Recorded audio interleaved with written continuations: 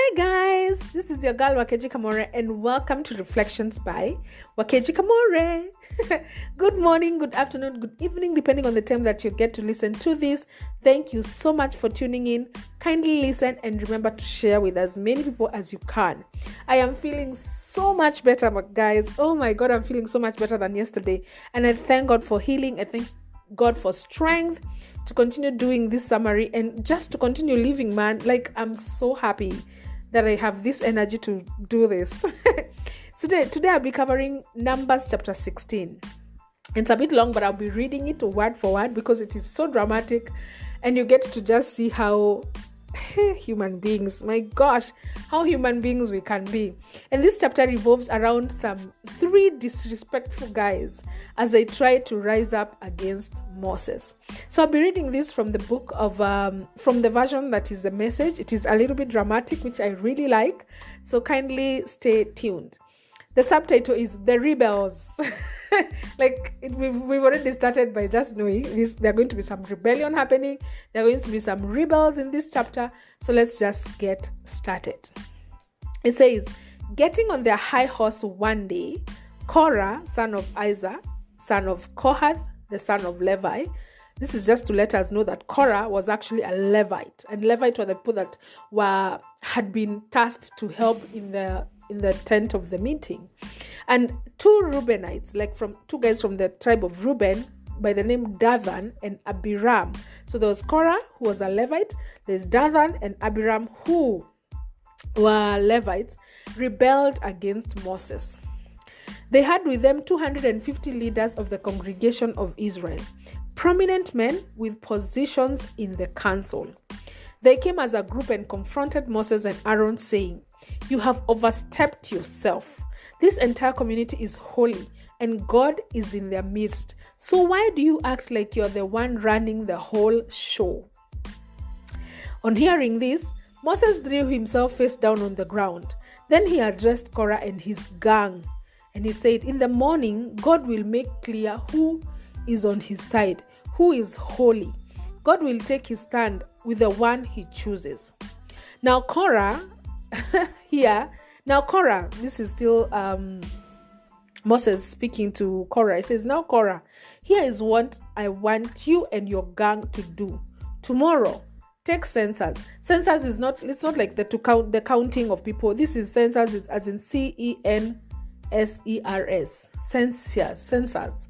This is the guys, in the Catholic priests, the 2 things they put, I don't know, incense in, and then a moshi. That's the thing. I don't know what to call it, guys, but that's the thing I'm talking about.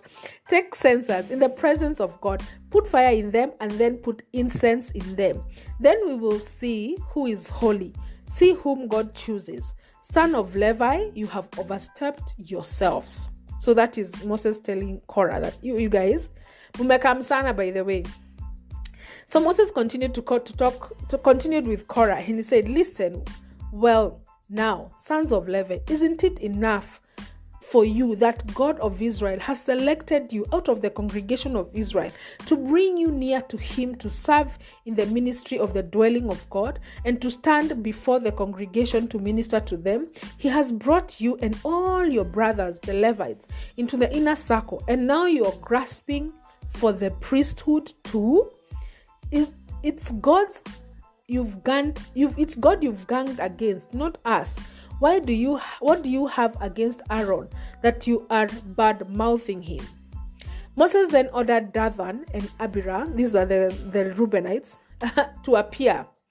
So he called for these 2 other guys, Dathan and Abiram. Also was talking to Kohath. His name is Korah. But now he's called these other guys, Dathan and Abiram, son of Eliab, to appear. But they said, "We are not coming. Isn't it enough that you yanked us out of the land flowing with milk and honey?" Please note, they are referring to Egypt. That they were yanked out of Egypt, which is a land flowing with milk and honey, to kill us in this wilderness. And now you keep trying to boss us around. Face it, you haven't produced. Rather, you have not delivered. You haven't brought us into the land of flowing with milk and honey. You haven't given us the promised inheritance of fields, of vineyards. We would have to poke our eyes out to keep us from seeing what's going on. Forget it. We are not coming. So that's how these two guys responded to Moses. Please note that the Message version is paraphrased. So it's not like they're writing exactly what happened, but this, like, it's a breakdown really of exactly what they meant to say. So Moses' temper blazed white hot, and he said to God, "Don't accept this grain offering. I haven't taken so much as a single donkey from them. I haven't had a single hair of their heads." Moses said to Korah, "Bring your people before God tomorrow. Appear there with them and Aaron. Have each man bring his censer filled with incense and present it to God. All 250 men, the guys that had joined Korah, and you and Aaron do the same and bring your censers." So they all did it. They brought their censers filled with fire and incense and stood at the entrance of the tent of meeting. Moses and Aaron did the same. So there was Moses and Aaron on this side. Then there's Korah and his 250 men. And these other two guys have decided to not come because, hey, munatusumbua. So it was Korah and his gang against Moses and Aaron at the entrance of the tent of the meeting. The entire community could see the glory of God. God said to Moses and Aaron, "Separate yourself from this congregation so I can finish them all and be done with them." They threw themselves on their face and said, "Oh God, God of everything living, when one man sins, are you going to take out the whole community?" Because God was like, "Let me kill all these Israelites and just be done, and let's just start afresh." And then now Kina Moses are just there saying, "Oh, please don't kill all of them. I mean, it's not all of them that sinned. You don't have to kill all of them." So God spoke to Moses and told him, "Speak to the community. Tell them to back off from the tents of Korah, Dathan, and Abiram."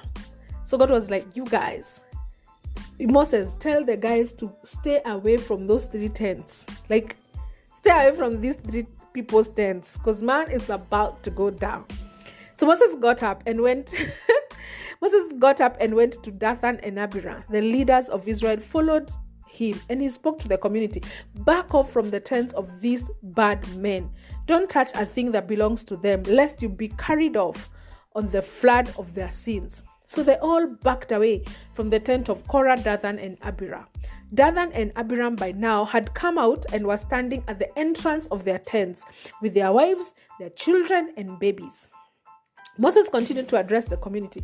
"This is how you will know that it was God who sent me to do all these things, and that it wasn't anything I cooked up on my own. If these men die of a natural death like the rest of us, you will know that it wasn't God who sent me. But if God does something unprecedented, like something that has never happened before, if the ground opens up and swallowed the lot of them, and they are pitched alive into Sheol, then you will know these men have been insolent with God."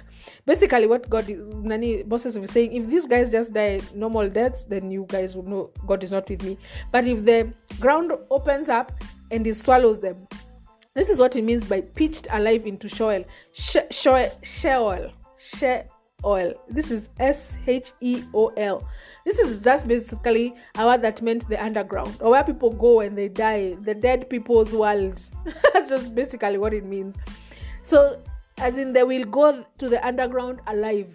They will go to hell alive. That is basically what Moses is saying, that the ground will open up its mouth and they will go to hell alive.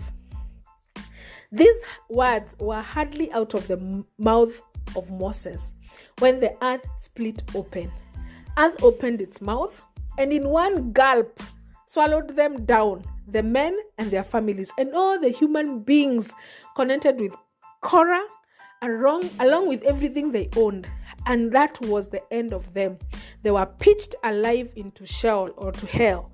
The earth closed up over them, and that was the last the community heard of them. You guys, this chapter is long, so I'm gonna just leave it at that point, and then tomorrow we're gonna pick it up from there. And this story in itself is just so dramatic. So if this chapter, man, this story. So these guys were swallowed up by the earth, by the way. That is Korah. That other guy, what was his name? Now I've forgotten the names. Finally, I can't even. Oh, Korah Korah, Dathan, and Abiram. They were swallowed up by the earth with their tents, with their family, and every person that was connected to them. And that was the end of their story. That was the last that it was heard of them. One, if this chapter teaches us anything about God, is that he really detests rebellion. So what does rebellion mean? According to the dictionary, rebellion is an act of resistance to an established government or leadership. It is an action or a process of resisting authority, control, or a resolution. Are there areas in your life where you have been or are still rebellious, you're still arrogant, you're still stubborn or insubordinate to the authority that God has placed over you? It may be a parent or a teacher or a boss or even a spiritual leader. Well, here's some news for you. God detests rebellion. He hates it. And we see it in this chapter that the consequences are deadly.